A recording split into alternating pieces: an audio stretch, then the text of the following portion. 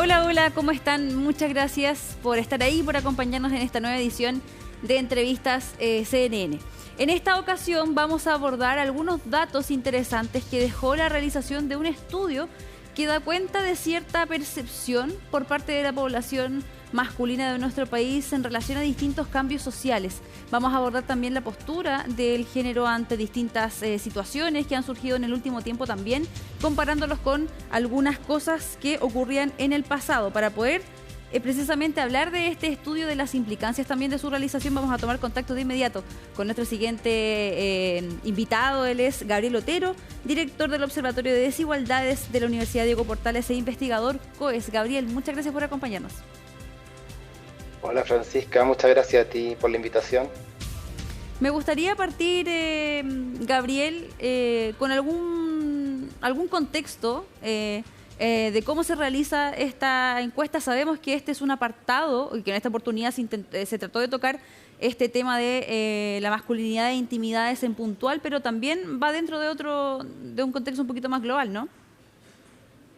Así es, Francisca. En la Facultad de Ciencias Sociales e Historia de la Universidad Diego Portales, específicamente en el Instituto de Investigación en Ciencias Sociales, estamos haciendo una serie de encuestas. Vamos a estar haciendo una serie de encuestas, 8 encuestas específicamente, para medir un poco el clima social a propósito de este año de elecciones.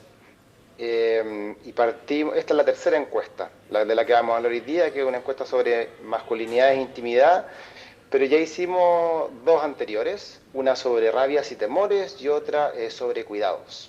Entonces efectivamente es como una serie que le llamamos clima social, que tiene varios capítulos, y este es el tercero.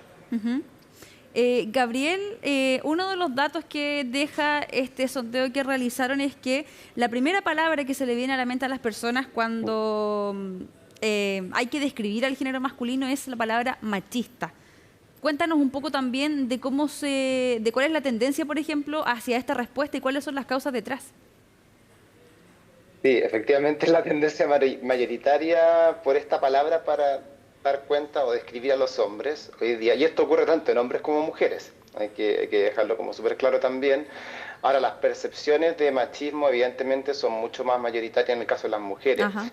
Y cuando digo mayoritaria es bastante amplio, cerca de un 70% hace una descripción, entre comillas, negativa de los hombres, hablando de las mujeres, y donde predomina esta palabra machismo, ¿no? Pero los hombres también son bastante autocríticos al parecer, porque es una palabra bastante predominante también, pero ahí emergen otras palabras con fuerza en el caso de los hombres para describirse a sí mismos como trabajadores, esforzados, responsables, ¿no? Conviven, ¿no? Estas percepciones como entre comillas negativas y positivas. Gabriel, en ese sentido, ¿cómo ha sido o cuál es el rol que ha jugado también los distintos cambios culturales que hemos vivido en el último periodo y que también vienen a poner un poco sobre la mesa? Por ejemplo, tú lo decías, quizá este concepto un poco más autocrítico por parte también del género masculino, pero entendiendo también que ha habido otro tipo de situaciones, incluyendo legislaciones de por medio, que también han venido a poner un poco algunos puntos sobre la mesa que hace un par de años atrás no se tocaban, como por ejemplo el tema que tiene que ver con el acoso, no sé, por ejemplo, leyes en torno al acoso callejero, claro, o a las conductas sociales en relación a hombres y mujeres.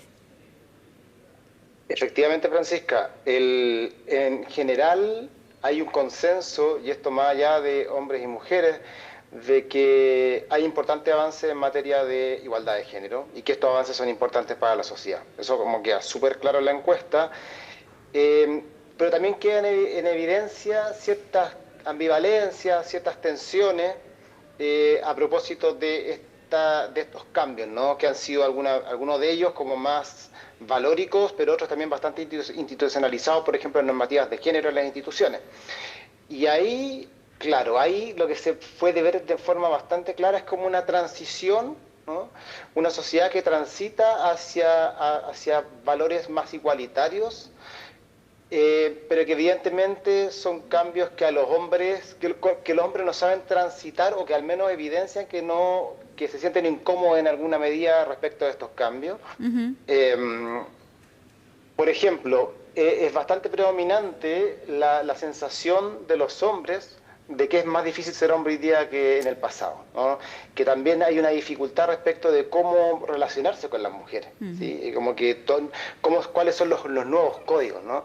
Y eso se da de forma bastante clara en la encuesta, como que aun cuando hay un consenso importante respecto de la valoración de estos cambios socioculturales en materia de igualdad de género, que Gabriel. se dan tanto en hombres como en mujeres, pero está en esta ambivalencia. Gabriel, y en ese punto, claro, ahí también se menciona, de hecho, en la encuesta con un porcentaje importante, dice que un 54% de los hombres cree que ser hombre hoy es más difícil que quizás hace un par de años atrás.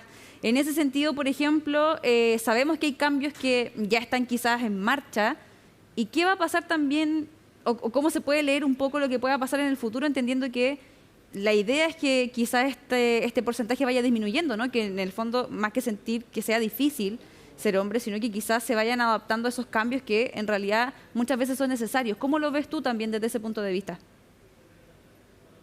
La encuesta, o sea, en general yo lo veo como que estoy de acuerdo contigo, Francisca, que evidentemente estamos transitando hacia una sociedad más igualitaria en términos de género, y para los hombres ha sido evidentemente más difícil este tránsito, pero veo con buenos ojos un poco, a propósito de la aceptación que nosotros estamos viendo. Siempre van a existir grupos que se van a resistir a estos cambios, pero cuando vemos a los hombres como un grupo genérico, ¿sí? En general uno tendería a pensar que en los próximos años esto fuera claro, esta percepción de esta dificultad de ser hombre vaya disminuyendo. Ajá. Pero siempre va a convivir con un grupo que es un poco resistente a eso, y eso lo vemos de manera súper clara en la encuesta. Y Hay ese características grupo, sociodemográficas, claro. eso te iba a preguntar, Gabriel, si ese grupo, por ejemplo, tiene alguna característica especial, por ejemplo, no sé, uno tendería a pensar quizás desde algún prejuicio a veces, que quizás tiene que ver con los rangos etarios, por ejemplo, con las diferencias generacionales. No sé si hay un poco de eso también en la encuesta. Efectivamente, nosotros hicimos algunos análisis que básicamente para poder agrupar un poco a la población y entender mejor estos patrones. Tu supuesto es como bastante cierto. Sí, ahí hay un grupo, mira, hay un grupo que identificamos que hay como hombres muy tradicionalistas y muy firmes respecto de sus posturas, que son en torno como al 15%. Ajá. ¿Sí? Y ahí el factor etario es re importante, como que son básicamente hombres de mayores, ¿sí? Adultos o, claro, mayores a 50 años, ¿sí? Y también lo que vemos ahí es que son personas de grupos socioeconómicos bajos y medios, ¿no? Con nivel educativo intermedio, muchos de ellos sin educación terciaria, por ejemplo, y con una posición política bastante clara en torno a la derecha, como que ya ahí predominan claramente como la preferencia por un orden tradicional masculino. Se rescatan y se valoran todavía los gestos tradicionales de caballerosidad, por ejemplo, pagar la cuenta, formalizar relaciones, todo ese tipo de cosas. También una ambivalencia en torno a cómo se percibe el consentimiento, ¿no? Todavía en ese grupo, que aun cuando es minoritario, no hay mucha claridad respecto de qué es el consentimiento, ¿no? Y son bastante permisivos al respecto. Por ejemplo, no se requiere para ello un consentimiento explícito cuando uno tiene una relación estable, por ejemplo, con cuestiones de ese estilo. Y rescatan como valores tradicionales también como respecto del aborto, o sea, están básicamente en contra del aborto y cualquier tipo de cambio asociado a eso. Gabriel, y bueno, también algunos de los datos que nos entrega este estudio tienen otra mirada desde el punto de vista, por ejemplo, del rol que también están cumpliendo actualmente los hombres, por ejemplo, no sé, en tareas domésticas o quizás, por ejemplo, también en la crianza, que son temas que, claro, quizás anteriormente tampoco se cuestionaban mucho, pero ahora también vemos un poco de avance. Cuéntanos un poquito de eso. Yo diría que hay bastante avance al respecto. Y hay una variable, por así decirlo, o en donde eso se ve de forma bastante amplia, que es que hombres y mujeres participen de manera igualitaria o contribuyan de manera igualitaria a la economía del hogar. Eso es muy, muy transversal, que el rol de proveedor de masculino disminuya, ¿no? Eso es súper claro. Y en el caso, el segundo aspecto que menciona Francisca, yo creo que es un poco menos claro, que el rol de básicamente la división sexual de las labores domésticas y de cuidado. Y ahí todavía predomina, si es que uno mira los datos con mayor detalle, predomina todavía la tendencia transversal a percibir que las mujeres cuidan mejor a los hijos, que debiesen hacerse cargo de adultos mayores, Ajá. de personas enfermas y de labores domésticas. Como que todavía se asocia mucho ese tipo de actividades como Al género femenino. a las mujeres, Ujú. al género exacto. Claro. Y eso yo diría que todavía todavía no termina por cuajar un poco en el inconsciente del colectivo, ¿no?, de la sociedad chilena. Yo ahí donde veo mucho más trabajo por hacer. Ajá. Claro, y sin duda son temas importantes porque si no tenemos o si no conocemos, por ejemplo, la percepción de la ciudadanía en torno a estos temas, también es difícil quizás ir encontrando, llegando a este punto de encuentro, a conseguir una cohesión social del todo, ¿no? Así que por eso te agradecemos, Gabriel, por acompañarnos en esta edición y poder también comentar estas cifras. Gabriel Otero, director del Observatorio de Desigualdades de la Universidad Diego Portales e investigador del COES. Muchas gracias por estar acá en CNN Chile. Gracias a ti, Francisca, que estés muy bien. Con esta interesante conversación, entonces damos por finalizada esta edición de entrevistas CNN. Yo me despido por el momento, pero los dejo invitados, por supuesto, a que se mantengan en la sintonía de CNN Chile y de todas nuestras plataformas. Ya vienen más informaciones. Quédense ahí. Nos vemos. Chao, chao.